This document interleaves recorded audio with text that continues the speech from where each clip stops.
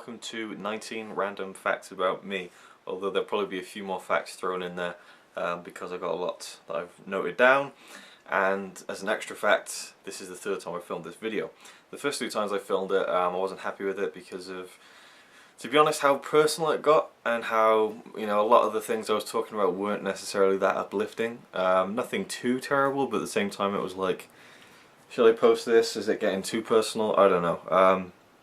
I guess it's also in the back of my mind there's kind of a fear of dislikes and stuff and how hard I would take that, but then I think I've just come to the decision that, it's not like the whole world are watching my videos, and the few people who do watch my videos, well, there's not a few, there's quite a lot of people who watch my videos who are very positive in the comments and stuff like that, so this is for people who are interested to know a little bit more about me. And this will probably go on long because, let's be honest, it's me. Number one, I am Welsh. I'm not English, I'm not American, and I'm definitely not Dutch. I get asked a lot, what accent do you have, where are you from? I'm Welsh. I don't have a Welsh accent and I can't even properly do one. See, that was ridiculous. I've been away from Wales for so long, I can't even do a good imitation of a Welsh accent. Let me think. There's got to be some iteration of a Welsh accent I could do properly. I watched an episode of Desperate Housewives on YouTube. I got the box set, but there's something magical about watching it live. I can't do it. Yeah, but I just have a Welsh accent. It's just one of those things. But I am definitely Welsh through and through. I'm proud to be Welsh for the most part. Number two, I moved to England in 1996 when I was young. My mum remarried and he was in the army, so we went over to Larkhill, which is near Salisbury in Wiltshire. So I had a very varied childhood where I lived in a pretty normal town in Wales near Cardiff, and then I moved to Wiltshire, which was just like open fields, woods, and a lot more countryside than I was used to. But at the same time, it wasn't like complete countryside. It was a mix of both. I basically lived on an army base village kind of town thingy. It was too small to be a town, but too big to be a village. I don't know what you call it, but Larkhill, I'd love to go back there because I have some amazing memories from being there, and I had a real outdoor childhood, which I loved because I didn't really go out that much. When I was living in Wales, there wasn't that much to do, and at the same time, the area I lived in was pretty dodgy. Whereas in Larkhill, it was just so much more free and felt so much more safe, and it was so much more safe. Because behind every door was a soldier. It just felt very safe and free. Not that it was, there'd be bullies and stuff and kids I'd be afraid of and, the usual stuff. But generally it was just a really fun childhood. There was a wood right outside my house, and so we could play out until like 10 o'clock at night. And, my mum could still see us from the kitchen window. And they cut a lot of trees down in that wood one year, and there was logs. They left all the logs everywhere. And we spent one day, or probably about a whole week actually in the summer, just building like log cabins, like not real cabins, but like maybe about 3 or 4 foot, off the ground, just like all sorts of stuff. We'd play games where someone would sit in the middle and we'd build a log structure over them. They had to get out, and it would take them hours. Just ridiculous stuff like that. Jumping out of trees into piles of leaves that were so deep that it was like a trampoline, or not trampoline, like a crash mat almost. So a lot of fun living there. And then I moved back 5 years later to Wales. Number three, and this is where I've kind of edited my list to make it a bit more fun. My favourite books. I'm a huge fan of the Harry Potter books. I think I'd probably put them down as my number one favourite series slash book of all time, because if I was told I could only read one book again, it would be a Harry Potter book, I'm sure. I just adore those books so much. I have a personal connection to them because my best friend, when I was living in England, introduced me to them, and so I really think about him a lot when I read them. But I also love a lot of Enid Blyton's books, the Magic Faraway Tree series, the Adventurous Four. I didn't read much of the Secret Seven or the Famous Five, but I did read some of the other random ones like the Wishing Chair books, and I had a lot of them that were handed down to me from my dad, and I just love those books so much. Enid Blyton was a fantastic children's author. Roald Dahl books, again, are brilliant. A recent one I read, a bit more adult, that I really loved was the first two Millennium books. The Girl with the Dragon Tattoo and The Girl Who Played with Fire. I've got the third one, I just need to finish it, but those first two were just absolutely incredible from start to finish. Loved them. And to that similar note, you know, like a kind of a murder thriller kind of thing. Silence of the Lambs, love that book. Red Dragon, maybe even more. And a couple of random ones. I don't want to go on too long, but there's a book called Watchers by Dean Koontz, and Dean Koontz has written so many books. I mean, he's a really prolific author. More recently, he's done things like Odd Thomas, which just came out with a film version. I've not read the Odd Thomas books, but I think he's a brilliant author. I've read some of his books. I think there's one called The Voices of the Night or something like that, which is a really interesting one that really spoke to me. But Watchers is an amazing book. I heard they made a film, but it was rubbish, and it would be such an amazing film because the story's fantastic. Absolutely adore that. Maybe I'll talk about that another time. But Watchers, Dean Koontz, you got to check that out. And another one, and I've just forgotten the name of it. No, Relic. Relic, which was actually written by two people, and I forget the names now. But Relic is an amazing book. But I recommend. I don't want to go too much into this because this video will drag on forever, but those are some of my favourite books. I'm sure there's loads more I could talk about. Number 4, I've never really had a best friend, I feel, a true best friend. Apart from when I was in England for those 5 years, my mate Chris, when we first met, I went into my class on my first day of school, and I was very nervous because I was a very shy person. But for some reason, I don't know why, I had the confidence to walk around the class and go, "Where do you live? Where do you live? Where do you live?" They give me a street name, I'd say, "Next, where do you live? Where do you live?" And I got to this one boy, and I said, "Where do you live?" And he told me the street, and I went, "So do I." And he went, "Oh." And then it was just like he knew what I was on about, and we just instantly clicked, and we became best friends almost instantaneously. And he moved away a few months before I ended up leaving as well, and never saw him again. We recently got back in touch over the past few years through Facebook. I've been looking for him online for like 10 years. And when eventually I found him, he said he'd been looking for me too, so it was a really nice little thing.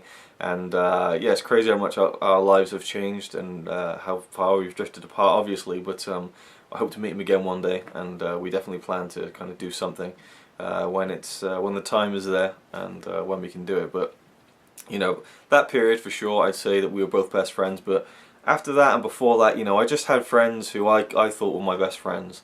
And but really they wouldn't consider me their best friend, I don't think, personally. I mean, I have some amazing friends, and I'm so lucky to have them, and I'm not kind of saying this as a slight on them in any way, but, you know, all my closest friends, they have someone else who's their best friend, if you know what I mean. I've never had that kind of, as an adult at least, that bond where, you know, you're inseparable, or, you know, you're best buds, you know. I always felt like they had someone else who they were more close with, and that kind of thing, which is fine, you know. It's just, and it almost suits me as well, because I'm a lone wolf. I like being on my own. I like my own space, my own time, and I don't go out much either, so maybe it's for the best. And of course, Connie, my fiance, she's my best friend, and you know, I could happily just spend the rest of my life just being in contact with her. That would suit me fine. Even though I have a lot of great friends, I just never feel like I had that true best friend. Number 5, I wrestled for 10 years, a bit longer than that, you know, on and off, you know, take a few years off. Backyard wrestling, and next week I hope to post a video, which I'm working on right now, which will kind of go over some of that stuff. I could make a whole film about my backyard wrestling story. I could write a book about it, and I am writing a book about it, but I don't know which medium I'll kind of tell my story through first. I don't think a film would be that interesting, and it would probably be a little bit too self-serving and narcissistic, but I think a book is less so. But you know, I will mention it in my video next week, which is going to be a really special one, hopefully. I plan to post that on my birthday. But yeah, I wrestled all over the UK. I wrestled in Manchester, Newcastle, Luton, London, Essex, you know, a few places in Wales, and yeah, I met some amazing guys doing that as well. There is definitely, in fact, no, I'll save that for the video, because I'm actually writing a bit of a script for it. So yeah, I was going to start mentioning some of the stuff, but yeah, wrestling was awesome for me. I don't really regret it, but at the same time, I think my body does, because I put it through the ringer. My back, I still have a few back issues, my knees, and yeah, and I've banged my head quite a few times, which is never a good thing, but you know, wrestling to me was really took over my life, and in fact I almost do regret it, because I feel like if I put as much energy into my wrestling as I had put, if I put as much energy into filmmaking as I put into wrestling, I'd probably be on a good path right now to being a filmmaker. But it is what it is, and I wouldn't trade that for all the amazing friends I made and still keep in vague contact with today anyway. It's tough being over here in Norway, but you know, through experience, whenever you meet a backyard wrestler from back in those days, even if it's been years since you've seen them, it clicks instantly and you're back in that zone again, and it's like those years have, you know, didn't even elapse.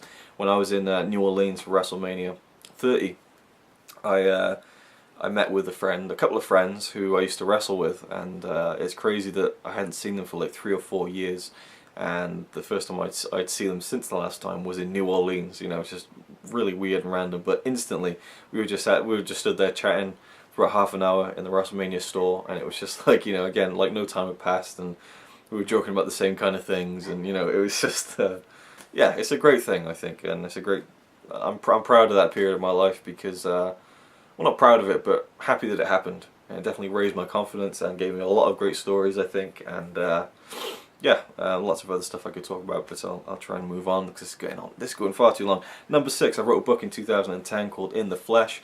It was part of National Novel Writing Month, which takes place every November, which is kind of a challenge to write a 50,000 word novel in the month of November.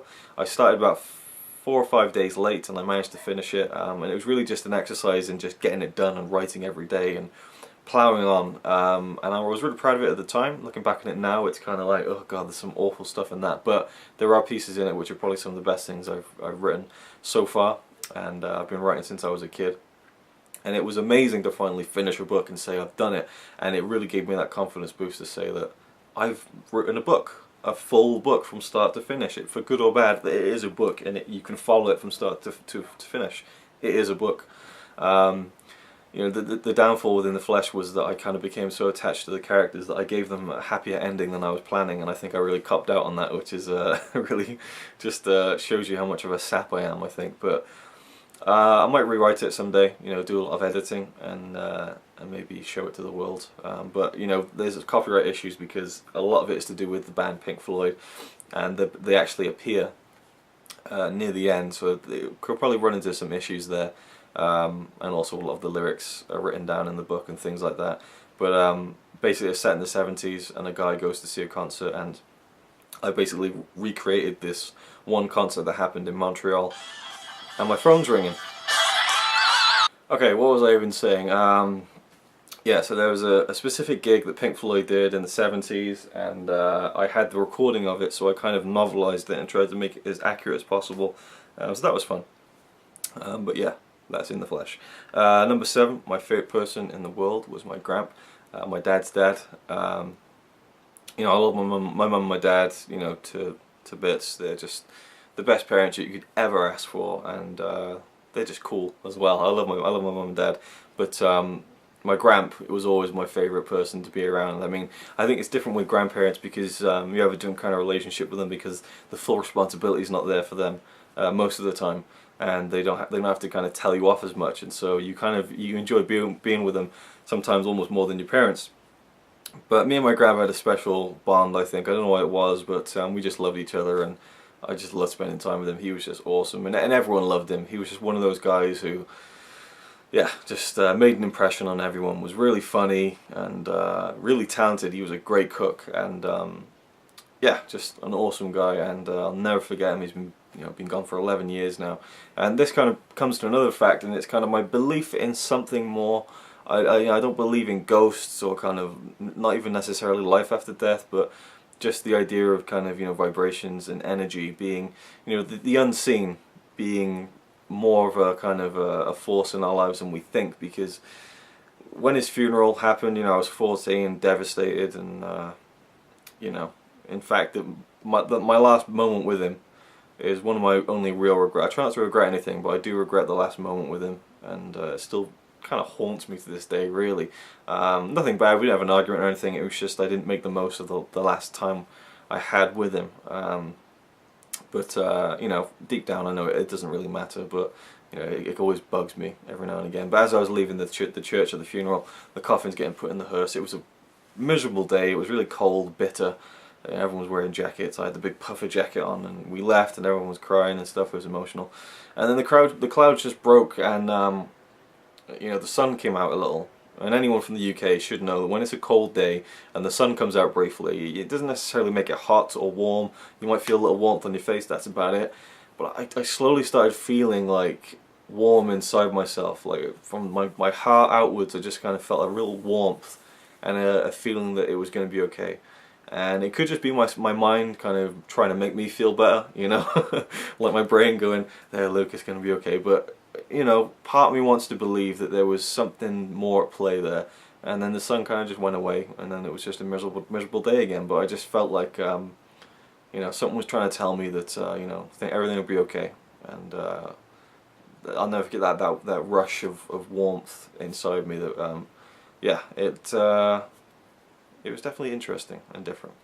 But yeah, my grab, he was awesome. Number 8, I've been making films for 15 years, and this will be a really short fact because the video I'm talking about that I'm trying to post next week will be all about that. So yeah, ever since I was 11 years old, I got my first camera, and I've been making videos ever since, and I'll go in depth on that at a later date. Number 9, I'm very shy and emotional, or at least I have been. I was terminally shy as a kid. Had trouble making friends sometimes, which is why I'm so surprised thinking back on it that I was so bold to walk around my class in England when I moved there and just said to people, where are you from, where are you from? I can never say I was one of those people who was so shy I wouldn't leave the house, but definitely just very shy, I guess. There's no other way to put it, and I still get shy around certain people, you know. There's only a few people in the world I actually feel like I can be completely myself with. One's my mum, one's Connie, my fiance, and a couple of my friends. I don't think I'm even fully myself around my dad still. You know, I don't know what that says about me, but you know, and I'm very emotional. I think I get that from my mum. I think it's a good thing that I care, but then it bothers me as well because I care so much about so many things, and the slightest little thing can really set me off and really make me feel sad. You know, I just care about things more than some people, I think. I don't know, it's hard to explain, but yeah, it's just one of those things. But I'm glad I am emotional, and it's part of me, it's part of who I am. But yeah, part of me thinks sometimes actually, like, this is going completely off on a tangent, but you know, there's people in your life who, like, you know, you have a brief kind of relationship with, you see them every now and again, whether it's through, you know, family or friends. And you know, you get on well with them, stuff, and that's it. And you really like them, and you think the world of them. You think they're, you know, they're really cool people or whatever. But you never say that to them, you know. And for all they know, you don't really even give them a second thought. And I just think, like, you know, it would be good if people could be so honest with each other that they would know that, you know. Because there's loads of people in my life who I barely talk to, who I've known for years, who I really think the world of, but you know, I've never really said it because there's never been an opportunity to say it without it being, you know, awkward or, you know, just blurting it out there for no reason. So yeah, I guess that's part of me that's emotional and kind of cares about people and stuff. I don't know. Boy, I often think about that. I said that on Facebook a few weeks ago. It would be interesting if everyone was completely honest with each other, and everyone took it the complete opposite way and was like, "No, people shouldn't be honest with each other because they, you know, they'd say all the wrong things." And I was actually thinking of, you know, saying positive things to people, but you know, people always jump to the worst conclusion, I guess. Number 10, I cut my shins open, both my shins, when I was 8 years old. Yes, 8. No, 10. Sorry, 10 years old. Yeah, I was 10 years old. It was in 1998. There was a wall between my auntie's house, where I was there for the day, and her mum's house, and you know, maybe about 3 foot off the ground. You know, just solid cement wall. And on the rim of both sides was like a metal strip, and I was on the one side, on the other side, and I jumped up and landed with both feet at the same time. And I have this kind of OCD thing, and I still have it to this day, with certain things. Like if I turn around in 360, I feel like I have to turn back around the other way, like a rope's been tied around me and I need to kind of loosen myself. I would do it in work. You know, I used to work in Tesco, and I would kind of turn around to get something. I think I need to turn around again. How can I do it without looking stupid? And I'd end up just looking stupid anyway. But when I was a kid, I couldn't step on the cracks of the pavement, and you know, Connie gets annoyed at me because she's like, "You're not obsessive compulsive." You know, it's just these little things. But I don't know, they're tics to me. But I had this thing where I jump onto this wall, and I had to land with both my feet at the exact same time. So I did it. And I was like, "Oh, awesome!" But I need to do it 3 times. and it couldn't be a case of me jumping and going dum. I had to go dum, and it'd be exactly. It had to be exact. So I did it again. I landed both feet at the same time. Boom, did it, and then I had to do it for a third time, and then the pressure was on. Then I suddenly felt nervous, and I jumped, and I just completely undershot it and smacked both my shins against the steel rim. Bang! Flipped over the wall into my auntie's garden and landed on the concrete. And I felt like I grazed my shins. You know, when you get like kind of the skin goes white and it kind of then scars a bit, but you just rubbed it the wrong way against something. And I kind of stumbled in crying. I could see a bit of redness on my legs, and I was like, ugh. But I wasn't, hysterical or anything. I was just like crying because it hurt. And my auntie was there. I'll never forget it. One of the most burned-in images of my entire life. She was stood in the kitchen with a bag of frozen peas. She looked at me and she was like, "What's the matter?" And I went, "Oh, I just grazed my legs." And she went, "Oh my God!" And she dropped the bag of frozen peas. And I went, "What?" And I looked down, and there was a hole in my leg. Probably about that big, no kidding, and probably about that deep. And I could see the bone, and I almost passed out. I remember just like grabbing the wall. I was always so paranoid and hypochondriac about hurting myself, about breaking any bones, and this just took it to a whole other level. They had me up on the wall for about an hour before I got taken to hospital, and they put a tea towel over my shin. And I just remember thinking, if I push that tea towel, it's going to go inside my leg, and it just freaked me out. And I went to the hospital, was waiting there for a few hours. My dad turned up and kind of helped me through it and was trying to crack jokes and stuff. And this woman kept coming in every like 30 minutes and like opening like a bag of cold water and putting it inside my leg, and it was horrible.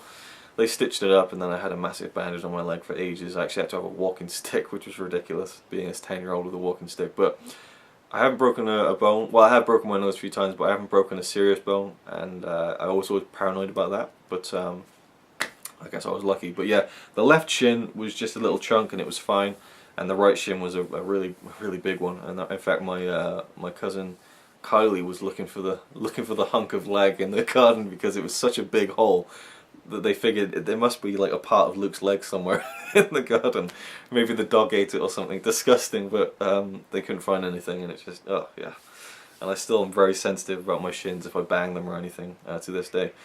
Number 11, I haven't had a drink of alcohol in 2 years, since May of 2012. I was in Greece for my dad's second wedding, and it was one of those all-inclusive 5-star places. I'd never been to one before, so I was trying everything. And I got drunk, but it was that kind of drunk where you're just tired, and it was just like, oh, that was a waste. And then you wake up in the morning, just your stomach feeling like crap, and I was just like, oh, this isn't worth it, I'm not doing this again. And I'm sure I will drink again in the future, maybe, but I could easily see me drinking 2 or 3 times for the rest of my life. It does nothing for me, really. I mean, I've been drunk a fair few times when I was a well, not a teenager, but in my early 20s, I guess. I was very clean cut. I didn't have a drop of alcohol. Well, I think my gramp tried to give me a taste of beer when I was a kid, but apart from that, that was one of his vices. Even though he was a very heavy drinker, yeah. But I wasn't until I was 18 that I actually got drunk, or maybe just before I was 18. But yeah. And what else was it? What was I going to say? No, I was 18. Sorry. What was I? Let me think. 2007. Was when I remember the day I got drunk for the first time. It was WrestleMania 23, 2007. So I was 18, 19. Hang on a minute. Yeah, I was 18. 16. I've forgotten when. It's like I've forgotten when I was born. Hang on a second. Let me just figure this out. 1988. I was born. So in 2008 I would have been 20. In 2006 I would have been 18. Yeah, okay, I was 18. I was like almost 19 before I got drunk for the first time. There we go. This is terrible. I'm so sorry for dragging this on so long, and I can't even be bothered to edit all that crap out. But yeah, not for me. Beer is absolutely disgusting. Anyone who tells you that they enjoy beer are lying. It tastes like cat piss. It's disgusting. Well, Corona, I can kind of deal with, but apart from that, blech. Some spirits, kind of nice when mixed with something else, but generally I just don't like that bite of alcohol. It makes me throw up, and it's not for me. I remember New Year's Eve I went to this club, which I hardly ever do, and had far too much free champagne, and apparently fell down 2 flights of stairs, and I don't even remember it. And that is a fun anecdote, but scary when you think about it. So not for me, alcohol. Number 12, I have eczema, which is a dry skin condition. Some people have it really bad. I kind of have a mild case. It was a lot worse when I was a kid. Over my scalp, you know, I had to have special shampoo. My hands, to this day, I need cream. And hell, I'll do it on camera. It's, you know, I don't really like to show people or, you know, make it obvious. I do feel self-conscious about it, but here's one of the creams I use. This is a kind of a moisturizing cream. And just do that. I get some on my finger and then I just rub it into my hands. And if I don't do that after a few hours, I'm trying to think of a way to explain it. If you're someone who gets irritated by cutlery being run across a plate, it's like that, but feeling it in your hands when they get so dry. And I hate that, I really do. I hate the fact that I have to be prepared wherever I go to have some cream on me, otherwise I'm going to get really irritable, you know. And also kind of the joint areas, like here, and then the same place on the back of the legs is where I get it quite bad. My feet at one point were really bad, but you know, I'm just adapt with it and deal with it. And luckily it's not as bad as it used to be when I was a kid. And that was one of the reasons I got really bullied when I was a kid, because I couldn't take cream with me into school, and I guess, you know, I didn't even think about doing that, you know. Eventually I did when I was a bit older, but when I was in primary school, you know, my hands would get so dry that the only thing I could do was to lick my hands, and so I became known as the kid who licked his hands. And I remember actually, God, I've forgotten about this. I was like, I tried to block it out. And I didn't mention this in the other two times I tried to film this video, but I just got this flashback. We were in the school hall in my primary school, and they'd filmed some stuff out in the play yard or something, and they were playing it on the TV. And you know, it was like blah blah blah blah blah blah, and then there's me in the background running down the thing, licking my hands, and everyone just laughed and looked at me, and I just felt like, oh, someone give me a gun to kill myself. That was one of the most embarrassing moments of my entire life. And yeah, I guess I got over that and started using cream more and didn't have to lick my hands, which was just horrible anyway. I never enjoyed doing it. It was almost like a compulsion, I guess, as well. But yeah, eczema is something I've had to live with. Number 13, the internet has changed my life, because, you know, a lot of the friends I have are through the internet. The backyard wrestling guys, you know, met through the internet, and my fiance I met through the internet, and my first girlfriend I met through the internet.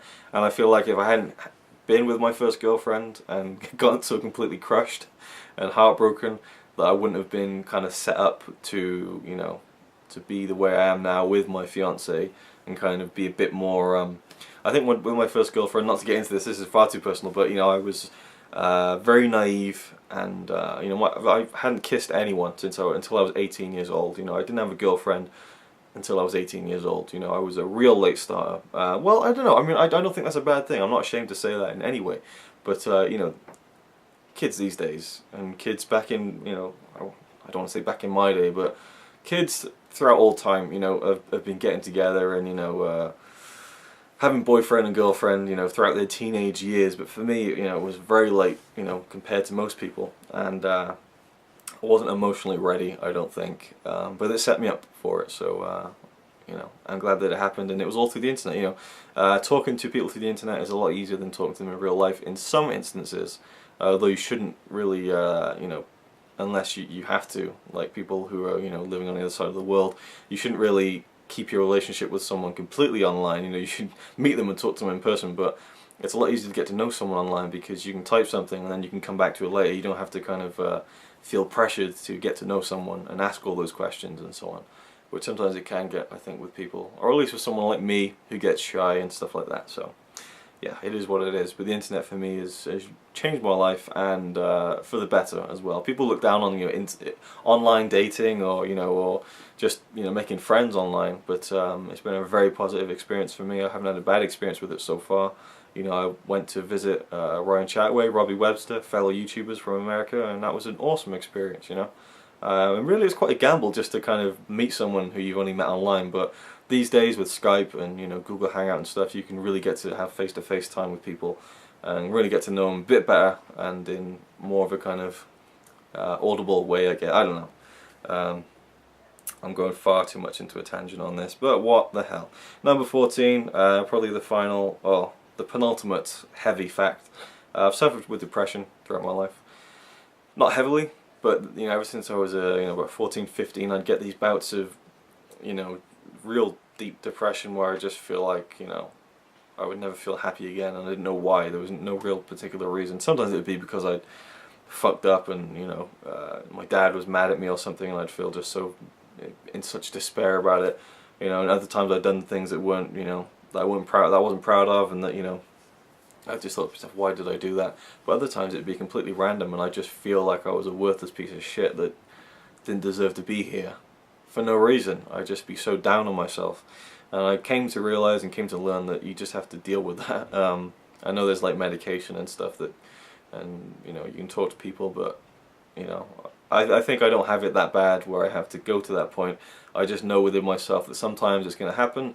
Sometimes I'm going to feel like absolute shit and hate myself, but I've just got to ride it out, and within a day or two, I'll start feeling normal again. I've just got to kind of prepare for that and be ready to just power through it, because sometimes I just feel awful.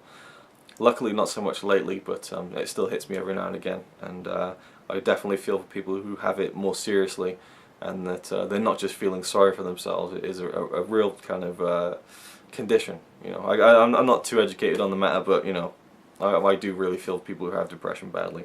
15, let's lighten the tone a little bit. My favourite music, I'm a huge fan of Pink Floyd, probably my favourite band of all time. And that came at a time when I was very depressed, and I think that's kind of a good gateway into Pink Floyd, for better or worse. But I love their music, I love the tone, I love the sound, I love the lyrics, and everything about them was just so cool and different and unique and interesting. And David Gilmour, just a legend, and a big fan of Roger Waters as well. So overall, Pink Floyd is my favourite band of all time, followed very closely by Rush, who are just incredible. I saw them live. That was an experience. It was actually my first kind of big vlog video where I kind of did the epic journey where I travelled up to Scotland and went to see Rush. It's no longer on my channel, but maybe I'll repost it one of these days. But that was an amazing trip and an amazing experience. I love Rush to death. Just again, the lyrics really are awesome, and the music is incredible. Just what those three guys can create with bass, drums and guitar is fantastic, and keyboards of course with Geddy Lee. The Who, big fan of The Who. Metallica, I'm a big fan of, love most of their music and stuff like that. Alanis Morissette, her recent stuff not so much, but I guess that period in the mid to late 90s where she was putting out some really interesting music.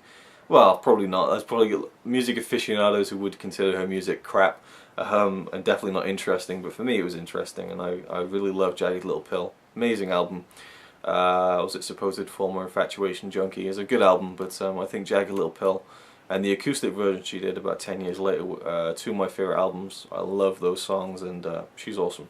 I'll always be a fan of her, even if I don't like her recent music, because that album had such an impression on me, and reminds me of when it came out, because I used to listen to it when it came out with my mum.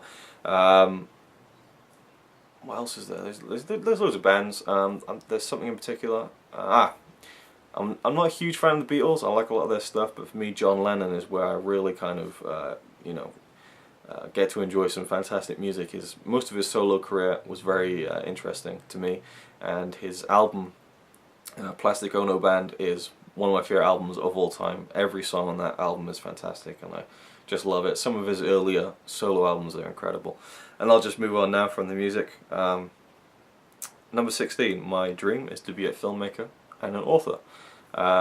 If I can get a book published, not just through Amazon as an ebook, but an actual published book that I haven't self-published myself, which I'll do anyway, but if I can get a book published and it'll be on a shelf in any bookshop anywhere, that would be a dream come true. And of course, a filmmaker, I'd love to make a success out of being a filmmaker, but again, I'm still going to be making films no matter what, so I can just tie that one up really quickly. Number 17, I love cats. They're awesome. They're better than dogs in my opinion, because they don't smell as much, they don't drool as much, they don't require as much attention, they're independent, and they're just cool and funny most of the time. And yeah, 18, sorry. Yeah, my hair, which if Chris Blue's watching this, he probably isn't because this video is so bloody long, but he always calls me ponytail scrunchies for some reason. Well, I know what reason it is, but yeah, I have long hair, and I've kind of chopped and changed, literally, my hair over the years. For most of my life, I just had a skinhead, and my mum would just shave it all off. And I always felt like I looked like a bit of a thug, and so I decided to start growing it out, using gel, you know, straightening it, doing all sorts of stuff. Wasn't happy with it, cut it off again, grew it out a bit longer so I could tie it behind, you know, tie it with a ponytail. Then I just took some scissors and cut it off during a moment of teenage angst, I think, and my dad had to sort it out. And then I grew it even longer again when I started wrestling, and cut it off again when my first girlfriend left me. It was kind of a symbolic moment, I guess. It was down to like my waist, and I just went, take it all off. And then I grew it again, and then I cut it off again a couple of years ago, which I made a video about on my channel actually, which I felt like, you know, I like having long hair, so I'm going to have it for as long as I can physically have it, so I wanted to try having short hair for one more time, and so Connie could see me with short hair. But I think now I've come to the realization, and I think anyone who watches many of my videos will probably have noticed as well, that this is receding just a little bit here and getting very thin here, so I'm sure by the time I'm 30 this will all be gone. And you know, my mum and Connie sometimes will say, what's the point of having long hair if you always have it tied back? Well, I don't know. I wish it was straighter. I don't like the curls most of the time, you know, and it's just a hassle to straighten it, you know. It's a lot easier when it's straighter, but it's just, I don't know. I just like having long hair. It's just, I think it suits me better than having short hair, but then other people have disagreed with that. But at the end of the day, it's what I think that counts, so for as long as I can have it, as long as, before I go bald, I will keep it. And I do know people who've had hair like mine who have gone bald in later years, so that's gonna suck, but whatever. And finally, this is kind of a, I don't like to think of it as a downer, but we're going to go with it, and it's kind of the main one I was thinking about whether or not I should talk about. I have two brothers and a sister. I have a half brother and a half sister, who my dad had with my stepmom, Tommy, who's 9 now. Yeah, no, he's 8. He'll be 9 this year. He's 8 years old, and I have my half sister is called Millie, and she's 5 years old, and they're both awesome. They're both hilarious. I love them to pieces. It's a real shame that I haven't seen them in over 6 months, and I'm sure when I see them again it's going to seem like they've grown up, you know, for years, because they do grow up so fast. And it's crazy to kind of remember not too long ago, it seems, that I was holding them in my hands and they were this small, and now they're these, you know, these little people who have their mind of their own. And you know, I took Tommy to see The Hobbit a couple of years ago, and we were just sat waiting for the film to start, and he was sitting there and he was waiting, had his 3D glasses on, and then he just kind of, he was looking around and he went, "Luke?" And I said, "Yeah." He said, "What if there was an end number?" And I said, "What?" He's like, "What if there was an end number? You know how 1's the first number? What if there was like a last one?" And I just thought it was one of the best questions anyone has asked me in my entire life. What if there was an end number? And it was like he knew that it goes on infinitely, but he was wondering, what if there was a last number, that it would end? And I just thought, what a brilliant question to ask, and he was like 7 at the time or something crazy like that. So yeah, he comes up with some fantastic stuff. And then the other brother, my mum had with my dad a year before me. He was born in March of '87, and he passed away in April of '87. So you know, he had problems and didn't make it. But I've never, as far as I'm aware, there was never a point in my life where I was cognizant of things that were going on around me and I didn't know about him. It wasn't like I was sat down at 8 or 10 and told about him. My mum or my dad always told me about him and always wanted me to remember him and know that he had been around. And my mum told me that once in primary school I stood up in class and said, "I have a brother and he's in heaven."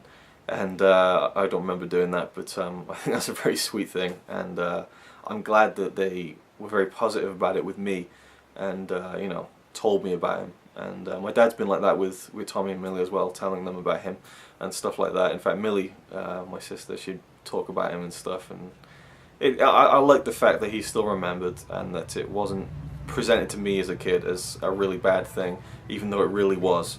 And of course there's going to be a lot of noise outside, just as I'm getting to a really serious part of the video. This usually happens when I try to make a video. There'll be a lot of noise outside and there's nothing I can do about it. But yeah, there was something else I was going to say, and I just lost my train of thought because of all that noise and ruckus. Brother, yeah, my mum, right. I love my mum. She is very strong-willed, which can be annoying at times, but she works hard, and I have a lot of respect for her for bringing me up the way she did, and I'm very proud to be her son, as well as I'm proud to be my dad's son.